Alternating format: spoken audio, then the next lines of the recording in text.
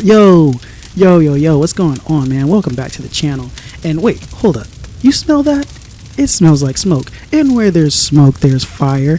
How did I know this was going to happen? Stan Van Gundy fired from the Pelicans. How you get fired on your day off? What the hell, Stan? You're messing up, man. What the hell is going on here? This was like a horror movie, like a cheesy one. Like, you know what's going to happen, yet it still happens. You say, hey, don't go in that room. They go in that room. You say, hey, don't get in that car. They get in that car. What the hell? Stan Van Gundy. I said, why are they hiring Stan Van Gundy? And they did it. Stan Van Gundy is a very old school coach, and they brought him into a young team, and go figure, it didn't work. How about that? Well, anyways, man, today we're going to get into this video. We're going to talk about why Stan Van Gundy got fired. We're going to talk about the future of the Pelicans, and we're just going to cover all our bases. You know that's how we do around here. So first things first, let me go ahead and say this. If you enjoy these videos, hit the like button, hit the subscribe button. I'm like the Pelicans. I'm trying to come up. Well, we're coming up without Stan Van Gundy. And in this video, we're going to tell you all why. Also, hey, if you're new here and you don't know what's going on, you don't know who the hell I am, you don't know what kind of audacity I got trying to entertain you, well, let me tell you who I am and what I do. I do reactions. Right now, we got the playoffs going on. Right now, we got a lot of people being fired. There was a lot of news today. If you're on NBA Twitter and you follow Shams and Woj and Rachel Nichols and everybody else, your timeline was flooded today. And now it's my time. It's my turn to go ahead and flood your phone, I guess. Anyways, man, I do reactions, I do trades, I do signings, I do everything. So now that we covered that, let's go ahead and get into this video. So why was Stan Van Gundy fired? Well, the main reason was he wasn't vibing with the young players. Go figure. Stan Van Gundy, a coach who's known for being kind of hard-nosed, kind for being a guy who's pretty serious, a guy who doesn't really joke around when it comes to basketball.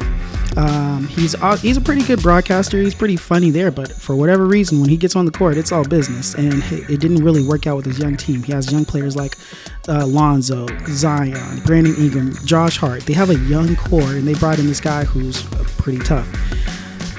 Anyways, as I'm saying here, he didn't really vibe with the young players. It's been reported the young players actually liked Alvin Gentry. Now, Alvin Gentry, I don't think Alvin Gentry is that great of a coach. He's had plenty of opportunities, but he is a players coach, and the young players tended to like Alvin Gentry a lot more. And Stan Van Gundy and Alvin Gentry, it's night and day. It's two different approaches. So this got me thinking. During the offseason, Coach Tibbs, he was brought into the New York Knicks, and a lot of people thought the same thing. They said, oh, Tibbs is too tough. He's not going to change. He's going to run these kids into the ground. It's going to be terrible. Well, if you watch basketball and you watch this season, you know that wasn't the case. They got into the playoffs. They were a big story. All of a sudden, going forward, the Knicks are the team to go to, and they got the cap space. And that got me thinking, what would Derrick Rose say about Tibbs? Because Derrick Rose knows Tibbs the most. He's known him since Chicago. He was with him with Minnesota. If Tibbs got a job, Rose has a job. Man, I wish I had friends like that. I wish I knew people like that who had my back. Shit. Anyways, we have a funny quote here. A great quote, actually, of Rose talking about how Tibbs has improved over the years. He talks about how Tibbs has loosened up, how he's more positive, and how that whole dynamic changed in New York because Tibbs loosened up. I did another video earlier on Julius Randle. It's called Knick Shift, and it talks all about the culture of the Knicks. It talks all about the different players and the coaches and the different perspective there and how everyone came together and gelled. And it all started with their head coach, Tibbs. So let's bring this back to Stan Van Gundy. What did Stan Van Gundy do? He didn't change. He stuck to his old ways. He stuck to his old perspective, his old way of thinking, and it didn't work with the players. Go to Tibbs. It worked for Tibbs. He switched it up. He changed it up. And look, there's two different stories here. Tibbs still has a job. The Knicks are looking great. And Stan Van Gundy is out of his job and out of his mind.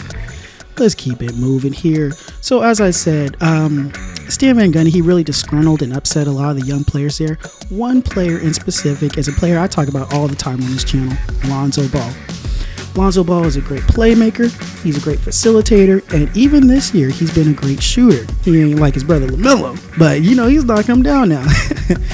Anyways, Lonzo Ball, he's gonna be a free agent this summer. There's gonna be a lot of people going after them. The New York Knicks, and we have a quote here about the Knicks tying Lonzo back to Julius Randle, talking about how he's part of Clutch. Clutch is also pretty big in LA with LeBron. He could end up back in LA. People think I'm crazy. Look up Dennis Schroeder's numbers. Look up Lonzo's numbers. I think I'd rather have Lonzo. Teams have linked him to the Chicago Bulls, and he could return to the Pelicans. Zion's a big fan of Zoe. They're great friends, but I just don't see it happening. If I'm Lonzo and I'm controlling my career, I'm heading to where I want to go. I'm not going to stick around and see what the Pelicans are going to do. As I said, Lonzo's improved a lot this year, but one thing that wasn't good about the whole New Orleans situation was Stan Van Gundy wasn't using Lonzo the right way. He was putting the ball in Zion's hands, trying to make him a point forward for whatever reason. You know, Zion could dominate in the paint, but let's make him a point guard. No, especially when you have Lonzo right there. So Lonzo's a little upset. He's a little disgruntled, so he might be out of there. So that's just one part of the equation. Let's go to the next.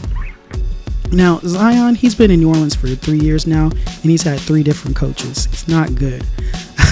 He's probably talking to his buddy RJ Barrett up in New York, and he's starting to feel the New York nightlife. He's trying to get a part of that. Earlier this year, he had a game against the Knicks, and he talked about how he loves playing in Madison Square Garden. He talked about whether they're booing you or cheering you. He really likes the atmosphere. He's all about it. Now, how many times have we heard this story? A young player goes to a bad team, he sticks around for a while, and the first chance he gets, he bounces for a big market. It looked like Zion Williams is heading towards that path. He has his buddy RJ Barrett, who he played with on Duke, on the New York Knicks. He's already talking about how he's like in New York. He's a big star. They probably want him in a bigger market. He definitely could end up in New York, and under the tutelage of Stan Van Gundy, things didn't go well, so that's just another strike on the Pelicans record. Why would he stick around there when he's gone through a couple coaches already? So that's a big part of the equation. David Griffin, the GM or the guy, he pretty much runs the Pelicans. He wants to keep Zion happy. And so Stan Van Gundy, he had to go. He just had to get out of there. Now, one person Zion Williams is really cool with is Teresa Witherspoon. Now, a lot of you people out there, you probably don't know much about her, but she's a big WNBA star. As you can see, she's part of the Hall of Fame there. She was an assistant. She worked with the players a lot. And during her time with the Pelicans, she became very close with Zion Williams.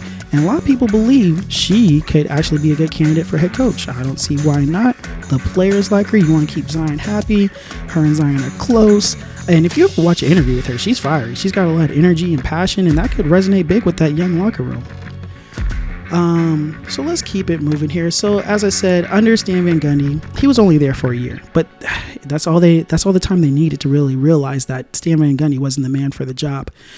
We have some defensive number here, and I'm not going to bore you with all the numbers, but let me tell you, the Pelicans defense was not good. This was a team that people believe could get in the plan. The plan was pretty much made for Zion because the NBA wants to see Zion succeed. You have a team with Lonzo Ball, who's had a career year.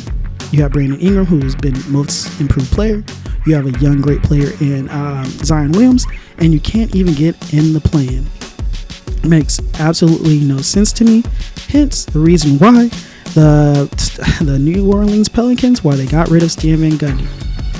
Now, Stan Van Gundy's probably going to bounce back on his feet. He's probably going to get another broadcasting job. As I said, Teresa Witherspoon, she's a candidate for the Pelicans job. But right now, it's kind of up in the air. You don't know who could get it. You don't know if Mike D'Antoni might want to come down. You don't know if Terry Stotts gets the job. You don't know what's the direction right now, but I just gave you their lead candidate. But anyways, man, what do I know? One thing I do know is I'm going to keep making some videos, and I hope you guys enjoy them, and I hope you like and subscribe. I have a lot of people that view my videos, and not a lot of subscribers. We got to fix this. Come on now. What the hell? Also, I wanted to announce I'm doing a giveaway. So if you like these videos, if you help me get to 100 subscribers, I'm going to do a video celebrating it. And on that video, I will give out a prize to the first person who comments. Could be a Top Shot moment, could be a cash prize. It's your choice. But anyways, man, I hope you guys enjoyed this video. I'm out.